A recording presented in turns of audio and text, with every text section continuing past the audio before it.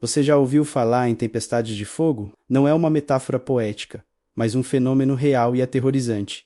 Um inferno na Terra criado por mãos humanas. E um dos exemplos mais devastadores da história aconteceu numa cidade alemã chamada Dresden. Vamos voltar para fevereiro de 1945. A Segunda Guerra Mundial estava nos seus últimos agonizantes meses. Dresden, conhecida como a Florença do Elba, era uma joia da arquitetura barroca, um centro cultural repleto de tesouros artísticos e, até então, tinha sido relativamente poupada dos horrores da guerra aérea. Muitos acreditavam que Dresden não seria um alvo principal. Era um centro de transporte e possuía alguma indústria, mas não se comparava aos grandes polos industriais como o Vale do Ruhr. A cidade estava superlotada, cheia de civis e dezenas de milhares de refugiados que fugiam do avanço do Exército Vermelho no leste. Eles procuravam em Dresden um santuário, um lugar seguro para esperar o fim da guerra. Mal sabiam eles que estavam no epicentro de uma das mais controversas operações de bombardeio de todo o conflito. Na noite de 13 de fevereiro,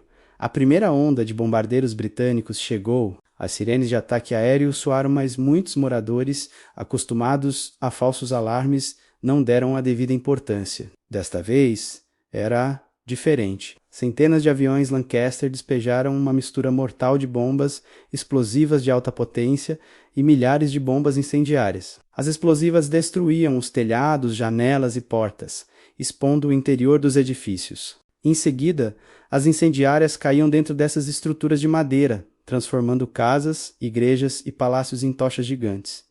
Mas isso foi apenas o começo. O verdadeiro terror ainda estava por vir. O objetivo do primeiro ataque não era apenas destruir, era preparar o terreno para algo muito pior. Enquanto os sobreviventes saíam dos abrigos para tentar apagar os incêndios e resgatar os feridos, uma segunda onda de bombardeiros ainda mais numerosa chegou cerca de 3 horas depois. Desta vez, eles encontraram uma cidade já em chamas. O alvo não eram mais os edifícios, mas o próprio fogo e as pessoas nas ruas. Essa segunda onda foi a que desencadeou o fenômeno da tempestade de fogo. Imagine centenas, milhares de incêndios individuais se unindo, fundindo-se em uma única e gigantesca fogueira que consumia quarteirões inteiros. O calor no centro dessa conflagração atingiu temperaturas extremas, muito superiores a 1000 graus Celsius. Esse calor intenso superaqueceu o ar, fazendo com que ele subisse rapidamente, criando um vácuo no nível do solo. E o que acontece quando se cria um vácuo? A natureza trata de preenchê-lo. O ar mais frio das áreas circundantes foi sugado para o centro do fogo com a força de um furacão. Ventos com força de tornado varreram as ruas, arrancando árvores, derrubando pessoas e, o mais terrível de tudo, alimentando ainda mais as chamas com um suprimento constante de oxigênio. Era como um motor a jato infernal. O asfalto das ruas derretia, prendendo os pés daqueles que tentavam fugir. Pessoas eram literalmente sugadas para dentro das chamas pelos ventos violentos. Os abrigos antiaéreos, que deveriam ser refúgios seguros, transformam Hansen em armadilhas mortais. Muitos morreram não pelo fogo direto, mas pela falta de oxigênio, que foi completamente consumido pelas chamas, ou pela inalação de gases superaquecidos e tóxicos. Aqueles que tentaram escapar encontraram um mundo em chamas, onde o próprio ar queimava os pulmões. O barulho era ensurdecedor.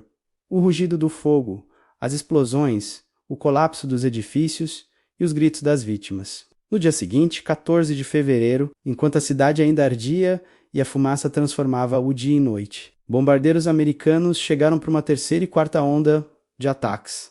Eles visavam principalmente os pátios ferroviários e a infraestrutura de transporte, mas com a fumaça densa cobrindo tudo, muitas bombas caíram novamente sobre a área residencial já devastada, dificultando ainda mais os esforços de resgate e combate aos incêndios. Quando o fogo finalmente diminuiu, dias depois, o que restou do centro histórico de Dresden foi uma paisagem lunar de ruínas carbonizadas. O calor tinha sido tão intenso que em alguns lugares o vidro derreteu e escorreu pelas ruas. E os corpos das vítimas eram frequentemente reduzidos a cinzas ou a fragmentos irreconhecíveis.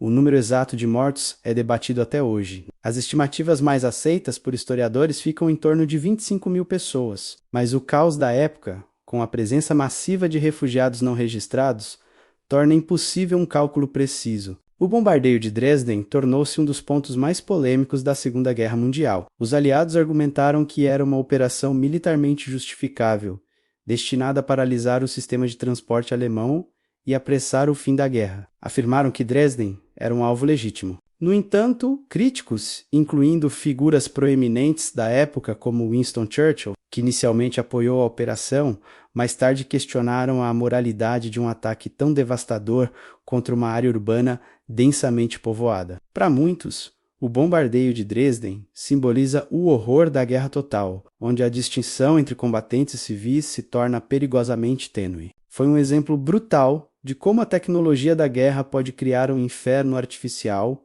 uma tempestade de fogo que consome não apenas edifícios, mas vidas, história e a própria humanidade. Após a guerra, a reconstrução de Dresden foi um esforço monumental. A famosa igreja Frauenkirche, por exemplo, que desabou 2 dias após o bombardeio, foi deixada em ruínas por décadas como um memorial de guerra pelo governo da Alemanha Oriental. Após a reunificação da Alemanha, ela foi meticulosamente reconstruída, utilizando pedras originais resgatadas dos escombros, e hoje se ergue novamente como um símbolo poderoso de destruição, mas também de reconciliação e renascimento. A história de Dresden e sua tempestade de fogo é um lembrete sombrio do poder destrutivo, da guerra e das complexas questões morais que ela levanta. Não se trata de apontar dedos ou simplificar um evento histórico complexo, mas de entender a profundidade da tragédia humana que ocorreu naquela cidade.